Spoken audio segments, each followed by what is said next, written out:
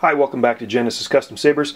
This one's just going to be a quick rundown of how this new saber operates. This is a custom design piece that I was approached and commissioned to design and build by a client recently, and it's a little different than maybe something that you've seen from me before coming out of this shop. So this video is going to be a rundown of its operation and features. I'm also going to do a second video where I go into some more detail as to the design and why the design is the way it is.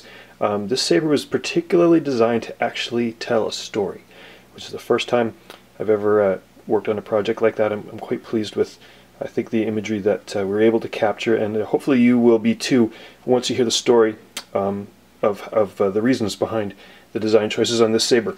It's a custom saber of the Elite caliber, GCS Elite, with a crystal focus version 6.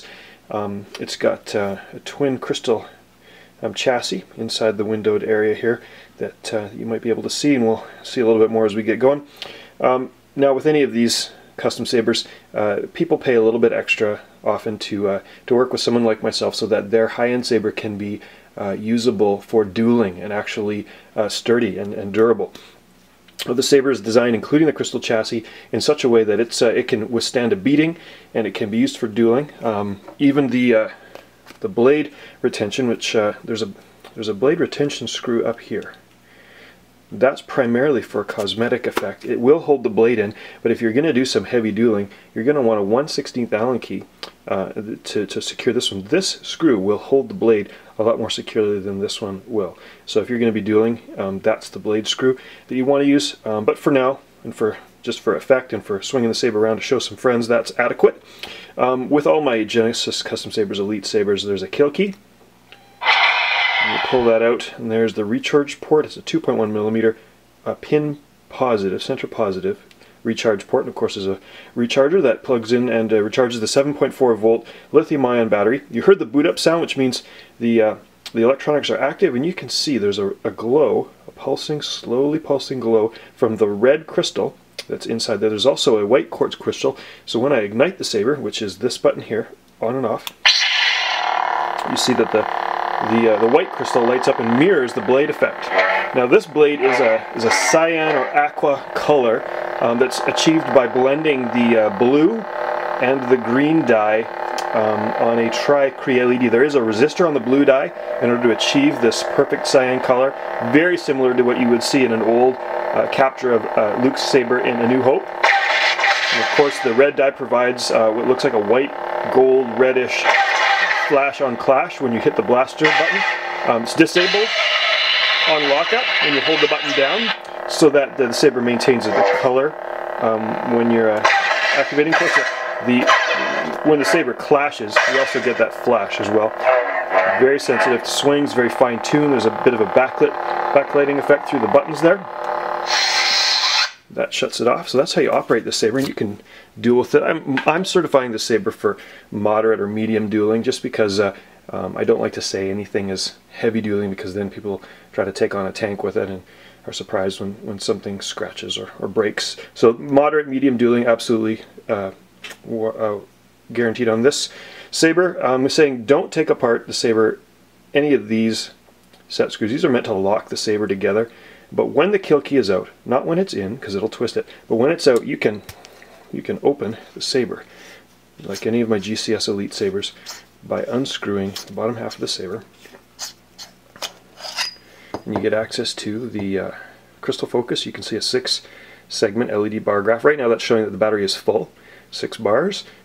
As the battery goes down, it will lower, and the crystal is, of course, slowly pulsing in there. Whether it's open or closed, I'm just going to show you briefly how to toggle through the different sound banks. You hold in, when it's active, you hold in the auxiliary button, let it go. Now I'm in the menu. That was Fate sound font. I can hit the button, tap it. Every time I tap it, it goes through a new sound font. When I find a sound font I want, in this case Hero, I hold the button down. I get the boot up sound. Now it's the Hero sound font. You get the crystal effect a little bit differently, the bar graph effect a little bit differently. That's how to operate the saber. To remove the SD card, it's pretty simple. You put the kill key in, use the magic implement, which is a pencil, And a pencil eraser is perfect for just popping out that SD card. You can pull it out with needle nose pliers, put that in the adapter into your computer, change the sound fonts, and whatnot. And that is the basic operation of this Saber. If for whatever reason, when you screw in this bottom half, the hole doesn't quite exactly line up with the recharge port, it's meant to be the same. Even if this comes off and rattles a little bit, there is a set screw. It's hidden. You pull off the red ring right there. Loosen off that set screw a bit and you can rotate just slightly this PVC chassis. I don't recommend it because you put pressure on wires. It's designed that it should never need to be adjusted, but that is an option down the road. I like to create redundancy so that these things will operate for a very, very long time. And yeah, that's the basic operation of this Saber.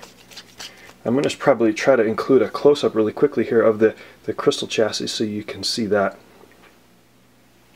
Okay, this is a little bit of a close-up. You might be able to see in there. I'll light it up.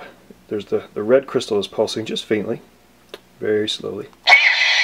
Saber's activated. You can see the white crystal, and there's some brass fittings in there and some metal detailing. And the crystals are actually mounted on parts that are threaded in to create a tension, so that even though the Saber's going to be bashed around, they're going to stay in line and look really good. And 4 of the windows are open, so you can see the window from 4 angles. And 2 of them are closed. That's one of the features of this Saber. If you want, tune in for video number 2, where I show some details on why the Saber was designed to look the way it was. So thanks for watching.